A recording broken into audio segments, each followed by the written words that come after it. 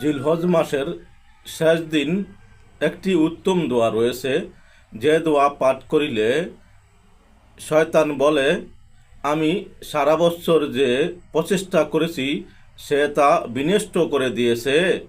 হাদিস নুজহাতুল মাজালিস। আসুন আমরা এই দোয়াটি করি, সারা বছর শয়তান থেকে বেঁচে থাকি। আল্লাহুম্মা মা আমিলতু হাজিহি সানাতা মিম্মা নাহাইতানি আনহু ওয়া লাম তারদাহু ওয়া নাসিতুহু ওয়া লাম তানশাহ ওয়া হালামতা আলাইয়া বাদা কুদরতিকা আলা উকুবাতি ওয়া দা আওয়াতানি ইলাত তাওবাতি মিনহু বাদা জারাআতি আলা মাসিয়াতিক। আল্লাহুম্মা ইন্নি আস্তাগফিরুকা মিনহু ফাগফিরিলি ওয়া মা আমিলতু ফিহি মিন আমালিন তারদাহু ওয়া আত্তানি আলাইহিস সাওয়াব।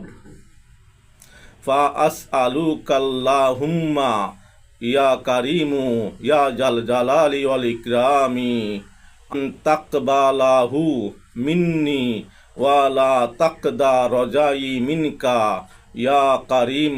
ওয়া সাল্লাল্লাহু আলা সাইয়্যিদিনা মুহাম্মাদিন ওয়া আলিহি ওয়া সাহবিহি ওয়া সাল্লাম। হাদিস নুজহাতুল মাজালিস।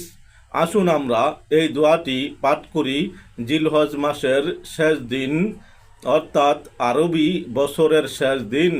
তাহলে শয়তান থেকে আমরা সারা বছর হেফাজত থাকতে পারবো ইনশাআল্লাহ। এই দোয়াটির অনেক ফজিলত রয়েছে। জিলহজ মাসের শেষ দিন হচ্ছে বাংলাদেশের হিসাবে আগামীকালকে বৃহস্পতিবার, আর আরবি হিসাবে আজকে বুধবার। তাই আসুন এই আমলটি আমরা করি, দুনিয়া আখিরাতে কামিয়াব হই।